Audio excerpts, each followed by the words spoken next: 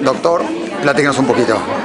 Bueno, voy a hablar, es una charla que está tomada de un libro que acabo de terminar sobre Freud y su relación con México, y es un libro que trata mucho sobre cómo Freud fue leído en México. Entonces uno de los capítulos, que es un capítulo sobre Octavio Paz, lector de Freud, demuestra que El laberinto de la soledad es un libro que tiene como modelo Moisés y la religión monoteísta de Freud.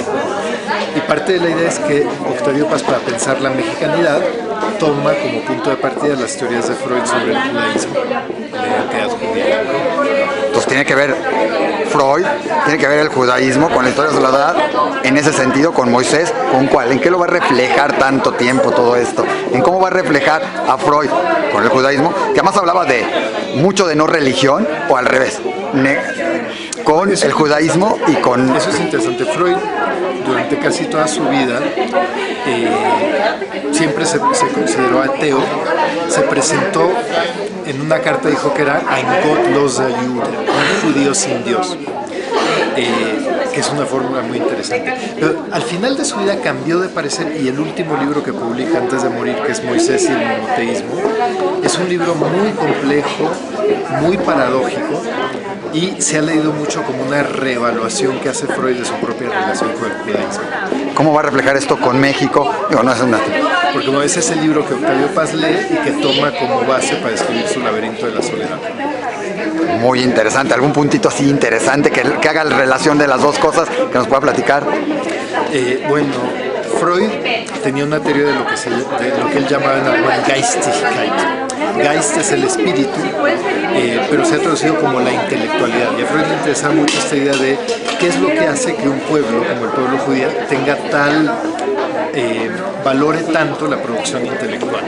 ¿Por qué el pueblo judío ha producido tantos filósofos, escritores, pensadores, teóricos políticos y de otra índole? Y Freud pensaba que todo esto venía de una particularidad de la religión, del judaísmo, que es la prohibición de las imágenes. Y él pensaba que al prohibir las imágenes obliga un ejercicio intelectual que no puede darse cuando un pueblo simplemente puede venerar a una imagen.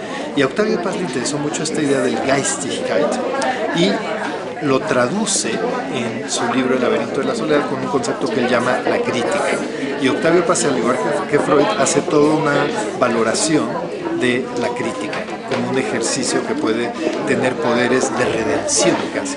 Y entonces la propuesta que él pone para salir del laberinto de la soledad es el ejercicio de la crítica. Que en este caso sería el ejercicio de Freud, de no ver imágenes, sino pensar y razonar al eliminar las imágenes. Exacto. Y tanto Octavio Paz como Freud tenían un cierto rechazo por las imágenes. Eran pensadores que valoraban sobre todo el pensamiento abstracto, la literatura, la filosofía, y les costaba mucho trabajo, por ejemplo, escribir sobre arte, sobre cosas visuales. ¿Por qué el cambio de Freud de ser un ateo o ser un judío sin Dios, si se puede, a ser un poco más reconociendo lo que era el monoteísmo o lo que era la religión judía? Sí. Pues es una pregunta muy interesante. Bueno, Freud